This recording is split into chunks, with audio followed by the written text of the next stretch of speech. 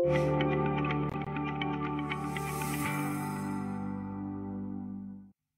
प्यारे देशवासियों, मन की बात में आप सभी का एक बार फिर बहुत बहुत स्वागत है। आज इस चर्चा को शुरू करते हुए मन मस्तिष्क में कितने ही भाव उमड़ रहे हैं। हमारा और आपका मन की बात का ये साथ अपने 99 पायदान पर आ पहुंचा है। आमतौर पर हम सुनते हैं कि 99 का फेर बहुत कठिन होता है। क्रिकेट में तो नर्वस 90 को बहुत मुश्किल पड़ाव माना जाता है, लेकिन जहां भारत के जन जन के मन की बात हो, वहां की प्रेरणा ही कुछ और होती है। मुझे इस बात की भी खुशी है कि मन की बात के 100वें एपिसोड को लेकर देश के लोगों में बहुत उत्साह है। मुझे बहुत सारे संदेश मिल रहे हैं, फोन आ रहे हैं। आज जब हम आजादी का अमृतकाल मना रहे हैं, नए संकल्पों के साथ आगे बढ़ रहे हैं, तो 100वें मन की बात को लेकर आपके सुझावों और विचारों को जानने के लिए मैं भी बहुत उत्सुक हूं। मुझे आपके ऐसे सुझावों का बेसब्री से इंतजार है। वैसे तो इंतजार हमेशा होता है, लेकिन इस बार ज्यादा है। आपके ये सुझाव और विचार ही 30 अप्रैल को होने वाले 100वें मन की बात को और यादगार बनाएंगे।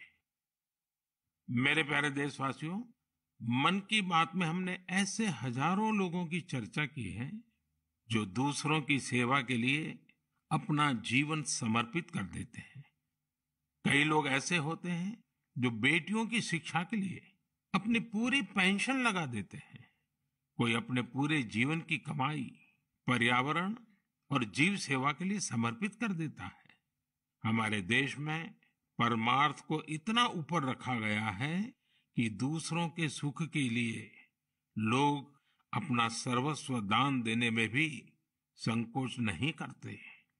इसलिए तो हमें बचपन से शिवी और दधीची जैसे देह दानियों की गाथाएं सुनाई जाती हैं। साथियों, आधुनिक मेडिकल साइंस के इस दौर में ऑर्गन डोनेशन किसी को जीवन देने का एक बहुत बड़ा माध्यम बन चुका है।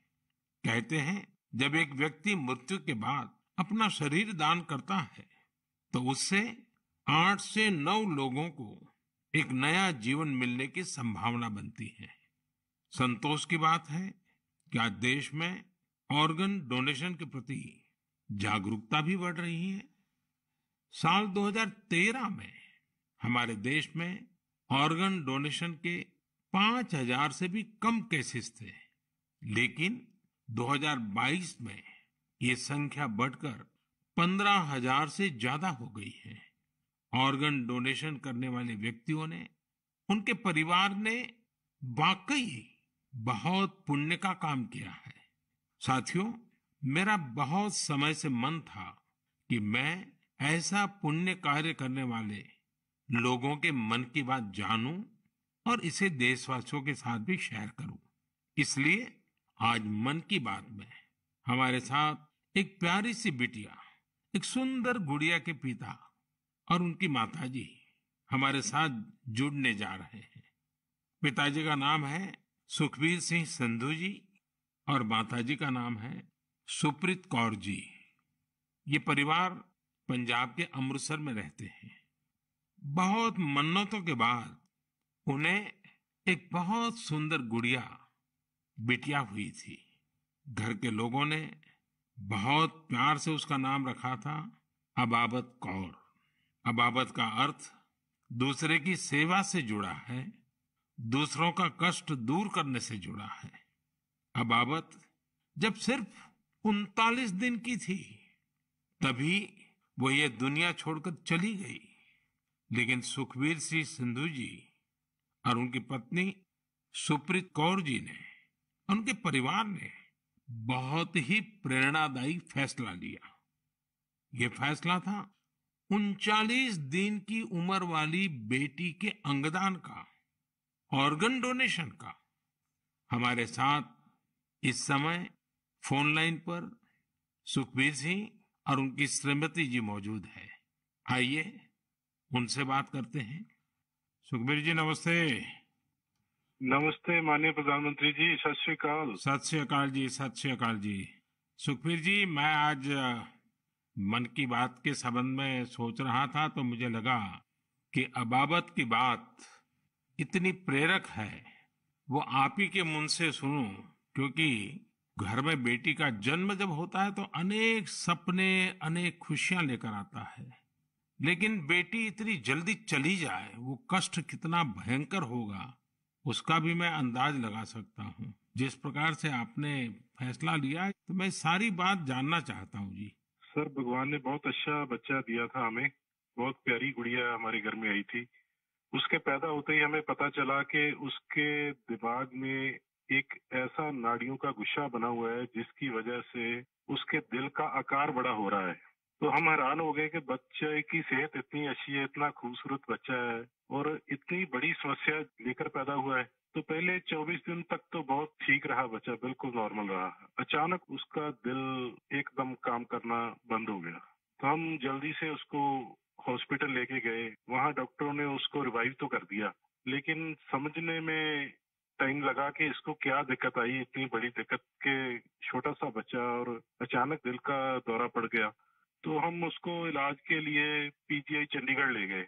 वहाँ बड़ी बहादुरी से उस बच्चे ने इलाज के लिए संघर्ष किया, लेकिन बीमारी ऐसी थी कि उसका इलाज इतनी छोटी उम्र में संभव नहीं था। डॉक्टरों ने बहुत कोशिश की कि उसको रिवाइव करवाया जाए। अगर 6 महीने के आसपास बच्चा चला जाए तो उसका ऑपरेशन करने की सोची जा सकती थी, लेकिन भगवान को कुछ और मंजूर था।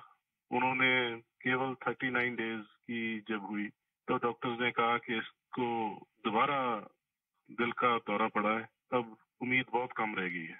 तो हम दोनों मियाँ बीवी रोते हुए इस निर्णय पे पहुंचे कि हमने देखा था उसको बहादुरी से जूझते हुए, बार बार ऐसे लग रहा था जैसे कि अब चला जाएगी, लेकिन फिर रिवाइव कर रही थी। तो हमें लगा कि इस बच्चे का यहाँ आने का कोई मकसद है।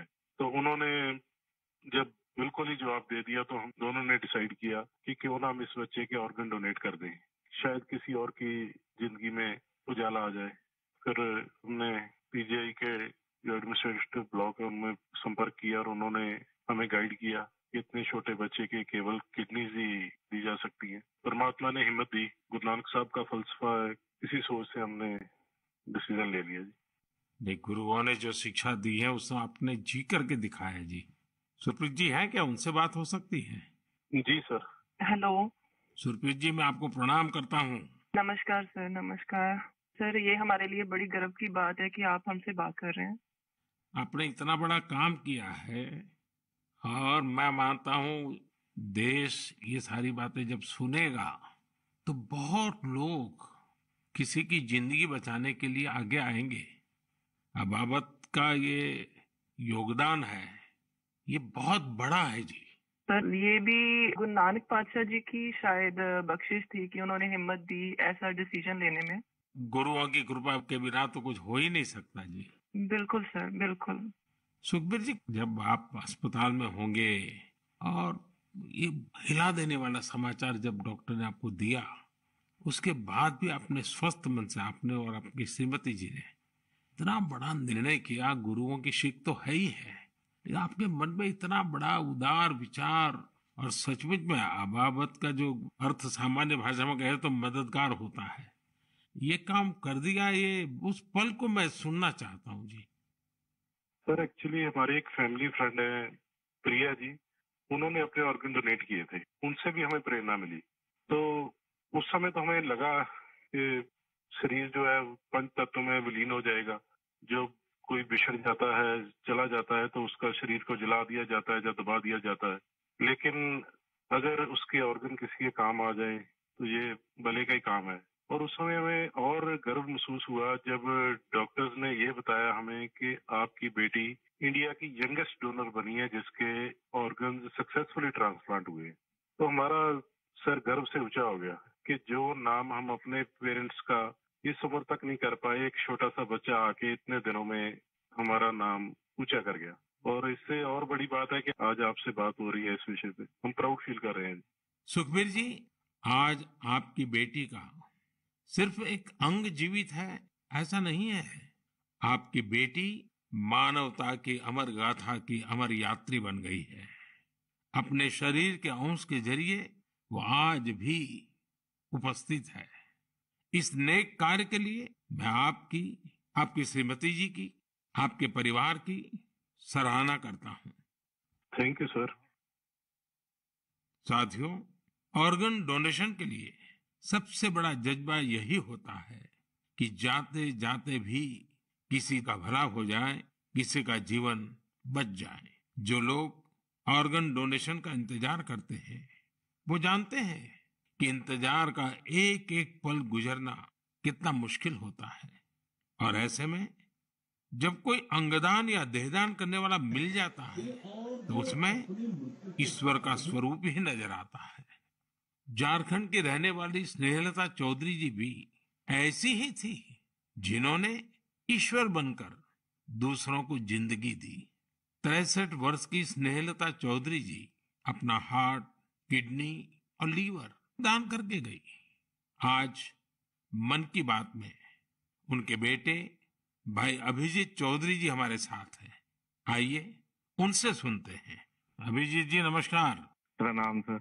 अभिजीत जी, आप एक ऐसी माँ के बेटे हैं जिसने आपको जन्म देकर एक प्रकार से जीवन तो दिया ही, लेकिन और जो अपनी मृत्यु के बाद भी आपकी माता जी कई लोगों को जीवन दे करके गई।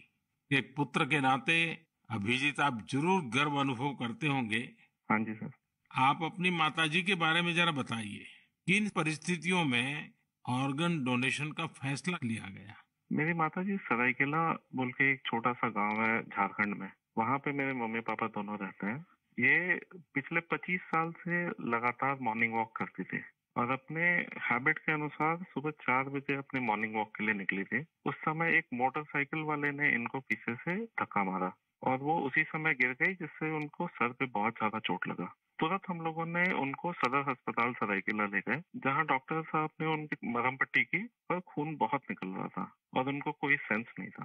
तुरंत हम लोगों ने उनको टाटा मेन हॉस्पिटल लेके चले गए। वहाँ उनकी सर्जरी हुई। 48 घंटे के ऑब्जर्वेशन के बाद डॉक्टर साहब ने बोला कि वहाँ पे चांसेस बहुत कम है। फिर हमने उनको एयरलिफ्ट करके एम्स दिल्ली लेके आए हम लोग।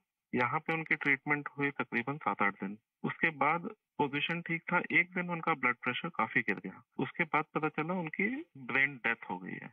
तब फिर डॉक्टर साहब हमें प्रोटोकॉल के हिसाब ब्रीफ कर रहे थे ऑर्गन डोनेशन के बारे में।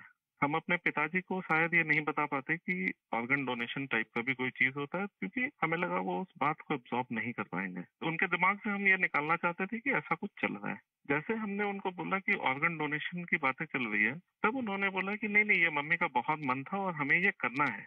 हम काफी निराश थे उस समय तक, जब तक हमें ये पता चला था कि मम्मी नहीं बच सकेगी। पर जैसे ही ये ऑर्गन डोनेशन वाला डिस्कशन चालू हुआ, वो निराशा एक बहुत ही पॉजिटिव साइड चला गया और हम काफी अच्छे, एक बहुत ही पॉजिटिव एनवायरनमेंट में आ गए।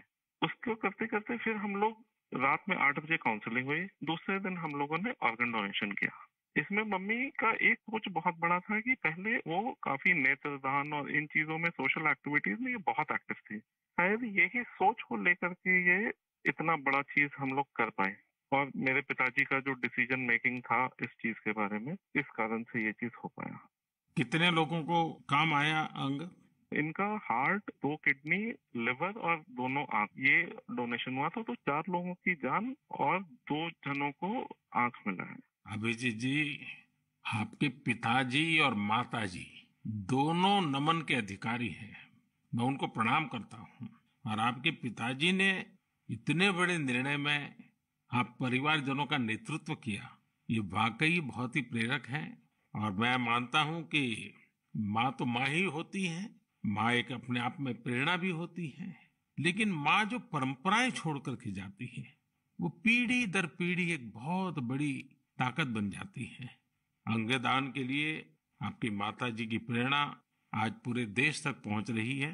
मैं आपके इस पवित्र कार्य और महान कार्य के लिए आपके पूरे परिवार को बहुत बहुत बधाई देता हूं। अभिजीत जी धन्यवाद जी। और आपके पिताजी को हमारे प्रणाम जरूर कह देना। जरूर जरूर, थैंक यू। साथियों, 39 दिन की अबाबत कौर हो या 63 वर्ष की स्नेहलता चौधरी, इनके जैसे दानवीर हमें जीवन का महत्व समझाकर जाते हैं। हमारे देश में आज बड़ी संख्या में ऐसे जरूरतमंद हैं जो स्वस्थ जीवन की आशा में किसी ऑर्गन डोनेट करने वाले का इंतजार कर रहे हैं। मुझे संतोष है कि अंगदान को आसान बनाने और प्रोत्साहित करने के लिए पूरे देश में एक जैसी पॉलिसी पर भी काम हो रहा है। इस दिशा में राज्यों की डोमिसाइल की शर्त को हटाने का निर्णय भी लिया गया है।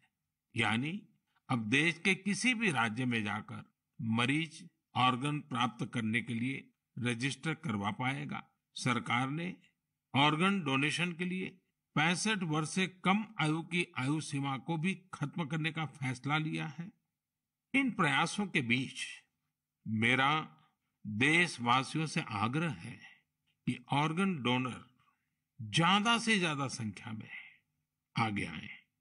आपका एक फैसला कई लोगों की जिंदगी बचा सकता है, जिंदगी बना सकता है। मेरे प्यारे देशवासियों, ये नवरात्र का समय है, शक्ति की उपासना का समय है। आज भारत का जो सामर्थ्य नए सिरे से निखर कर सामने आ रहा है, उसमें बहुत बड़ी भूमिका हमारी नारी शक्ति की है। हाल फिलहाल ऐसे कितने ही उदाहरण हमारे सामने आए हैं।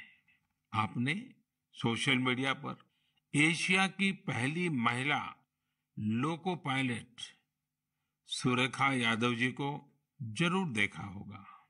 सुरेखा जी एक और कीर्तिमान बनाते हुए वंदे भारत एक्सप्रेस की भी पहली महिला लोको पायलट बन गई है। इसी महीने प्रोड्यूसर गुनीत मोंगा और डायरेक्टर कार्तिकी गोंजाल लुइस, उनकी डॉक्यूमेंट्री एलिफेंट विस्परर्स ने ऑस्कर जीतकर देश का नाम रोशन किया है। देश के लिए एक और उपलब्धि भाभा एटॉमिक रिसर्च सेंटर की साइंटिस्ट बहन ज्योतिर्मयी मोहंती जी ने भी हासिल की है। ज्योतिर्मयी जी को केमिस्ट्री और केमिकल इंजीनियरिंग की फील्ड में IUPAC का विशेष अवार्ड मिला है। इस वर्ष की शुरुआत में ही भारत की अंडर-19 महिला क्रिकेट टीम ने T20 वर्ल्ड कप जीतकर नया इतिहास रचा। अगर आप राजनीति की ओर देखेंगे तो एक नई शुरुआत नागालैंड में हुई है। नागालैंड में 75 वर्षों में पहली बार 2 महिला विधायक जीतकर विधानसभा पहुंची है। इनमें से एक को नागालैंड सरकार में मंत्री भी बनाया गया है। यानी राज्य के लोगों को पहली बार एक महिला मंत्री भी मिली है। साथियों, कुछ दिनों पहले मेरी मुलाकात उन जाबाज बेटियों से भी हुई जो तुर्की में विनाशकारी भूकंप के बाद वहां के लोगों की मदद के लिए गई थी। ये सभी NDRF के दस्ते में शामिल थी। उनके साहस और कुशलता की पूरी दुनिया में तारीफ हो रही है। भारत ने UN मिशन के तहत शांति सेना में वुमेन ओनली प्लेटून की भी तैनाती की है। आज देश की बेटियां हमारी तीनों सेनाओं में अपने शौर्य का झंडा बुलंद कर रही है। Group captain Shaliza Dhami combat unit में कमांड अपॉइंटमेंट पाने वाली पहली महिला वायुसेना अधिकारी बनी है। उनके पास करीब 3000 घंटे का फ्लाइंग एक्सपीरियंस है। इसी तरह भारतीय सेना की जांबाज कैप्टन शिवा चौहान सियाचिन में तैनात होने वाली पहली महिला अधिकारी बनी है।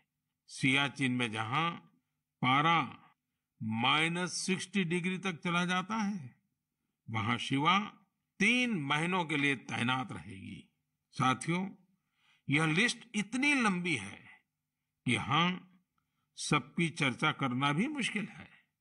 ऐसी सभी महिलाएं, हमारी बेटियां, आज भारत और भारत के सपनों को ऊर्जा दे रही हैं। नारी शक्ति की ये ऊर्जा ही विकसित भारत की प्राणवायु है। मेरे प्यारे देशवासियों, इन दिनों पूरे विश्व में स्वच्छ ऊर्जा, रिन्यूएबल एनर्जी की खूब बात हो रही है। मैं जब विश्व के लोगों से मिलता हूं तो वे इस क्षेत्र में भारत की अभूतपूर्व सफलता की जरूर चर्चा करते हैं। खासकर भारत सोलर एनर्जी के क्षेत्र में जिस तेजी से आगे बढ़ रहा है, वो अपने आप में एक बहुत बड़ी उपलब्धि है। भारत के लोग तो सदियों से सूर्य से विशेष रूप से नाता रखते हैं। हमारे यहाँ सूर्य की शक्ति को लेकर जो वैज्ञानिक समझ रही है, सूर्य की उपासना की जो परंपराएं रही है, वो अन्य जगहों पर कम ही देखने को मिलते हैं। मुझे खुशी है कि आज हर देशवासी सौर ऊर्जा का महत्व भी समझ रहा है और क्लीन एनर्जी में अपना योगदान भी देना चाहता है।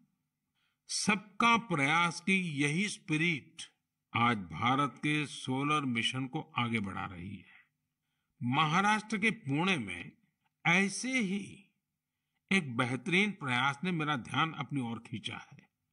यहाँ एमएसआर ऑलिव हाउसिंग सोसाइटी के लोगों ने तय किया कि वे सोसाइटी में पीने के पानी, लिफ्ट और लाइट जैसी सामूहिक उपयोग की चीजें अब सोलर एनर्जी से ही चलाएंगे। इसके बाद इस सोसाइटी में सबने मिलकर सोलर पैनल लगवाए। आज इन सोलर पैनल से हर साल करीब 90,000 किलोवाट आवर बिजली पैदा हो रही है। इससे हर महीने लगभग 40,000 रुपए की बचत हो रही है। इस बचत का लाभ सोसाइटी के सभी लोगों को हो रहा है।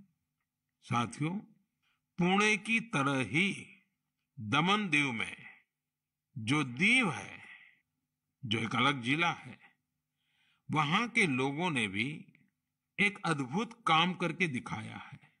आप जानते ही होंगे कि दीव सोमनाथ के पास है। दीव भारत का पहला ऐसा जिला बना है जो दिन के समय सभी जरूरतों के लिए 100% क्लीन एनर्जी का इस्तेमाल कर रहा है। दीव की इस सफलता का मंत्र भी सबका प्रयास ही है। कभी यहां बिजली उत्पादन के लिए संसाधनों की चुनौती थी। लोगों ने इस चुनौती के समाधान के लिए सोलर एनर्जी को चुना। यहां बंजर जमीन और कई बिल्डिंग्स पर सोलर पैनल्स लगाए गए। इन पैनल से दीव में दिन के समय जितनी बिजली जरूरत होती है, उससे ज्यादा बिजली पैदा हो रही है। इस सोलर प्रोजेक्ट से बिजली खरीद पर खर्च होने वाले करीब 52 करोड़ रुपए भी बचे हैं। इससे पर्यावरण की भी बड़ी रक्षा हुई है। साथियों, पुणे और दीव, उन्होंने जो कर दिखाया है, ऐसे प्रयास देश भर में कई और जगहों पर भी हो रहे हैं।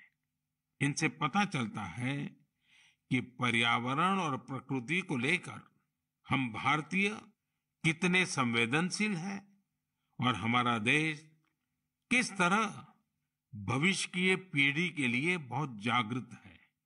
मैं इस तरह के सभी प्रयासों की हृदय से सराहना करता हूं। मेरे प्यारे देशवासियों, हमारे देश में समय के साथ स्थिति परिस्थितियों के अनुसार अनेक परंपराएं विकसित होती हैं। यही परंपराएं हमारी संस्कृति का सामर्थ्य बढ़ाती हैं और उसे नित्य नूतन प्राण शक्ति भी देती है। कुछ महीने पहले ऐसी ही एक परंपरा शुरू हुई काशी में। काशी तमिल संगमम के दौरान काशी और तमिल क्षेत्र के बीच सदियों से चले आ रहे ऐतिहासिक और सांस्कृतिक संबंधों को सेलिब्रेट किया गया। एक भारत श्रेष्ठ भारत की भावना हमारे देश को मजबूती देती है। हम जब एक दूसरे के बारे में जानते हैं, सीखते हैं, तो एकता की ये भावना और प्रगाढ़ होती है। यूनिटी की इसी स्पिरिट के साथ अगले महीने गुजरात के विभिन्न हिस्सों में सौराष्ट्र तमिल संगमम होने जा रहा है। सौराष्ट्र तमिल संगमम 17 से 30 अप्रैल तक चलेगा। मन की बात के कुछ श्रोता जरूर सोच रहे होंगे कि गुजरात के सौराष्ट्र का तमिलनाडु से क्या संबंध है। दरअसल सदियों पहले सौराष्ट्र के अनेकों लोग तमिलनाडु के अलग अलग हिस्सों में बस गए थे। ये लोग आज भी सौराष्ट्री तमिल के नाम से जाने जाते हैं। उनके खान पान, रहन सहन, सामाजिक संस्कारों में आज भी कुछ कुछ सौराष्ट्र की झलक मिल जाती है।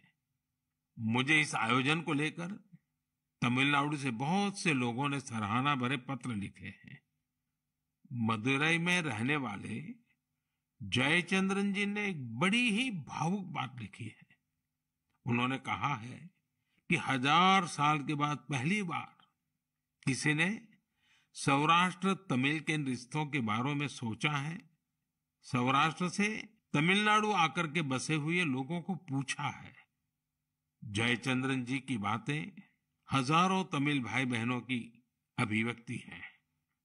साथियों, मन की बात के श्रोताओं को मैं असम से जुड़ी हुई एक खबर के बारे में बताना चाहता हूं। ये भी एक भारत श्रेष्ठ भारत की भावना को मजबूत करती है। आप सभी जानते हैं कि हम वीर लासित बोरफुकन जी की 400वीं जयंती मना रहे हैं। वीर लासित बोरफुकन ने अत्याचारी मुगल सल्तनत के हाथों से गुवाहाटी को आजाद करवाया था। आज देश इस महान योद्धा के अदम्य साहस से परिचित हो रहा है। कुछ दिन पहले लासित बोरफुकन के जीवन पर आधारित निबंध लेखन का एक अभियान चलाया गया था। आपको यह जानकर आश्चर्य होगा कि इसके लिए करीब 45 लाख लोगों ने निबंध भेजे। आपको ये जानकर भी खुशी होगी कि अब यह एक गिनीज रिकॉर्ड बन चुका है। और सबसे बड़ी बात है, और जो ज्यादा प्रशंसा की बात यह है कि वीर लासित बोरफुकन पर ये जो निबंध लिखे गए हैं, उसमें करीब करीब 23 अलग अलग भाषाओं में लिखा गया है और लोगों ने भेजा है। इनमें असमिया भाषा के अलावा हिंदी, अंग्रेजी, बांग्ला, बोडो, नेपाली, संस्कृत, संथाली जैसी भाषाओं में लोगों ने निबंध भेजे हैं। मैं इस प्रयास का हिस्सा बने सभी लोगों की हृदय से प्रशंसा करता हूं।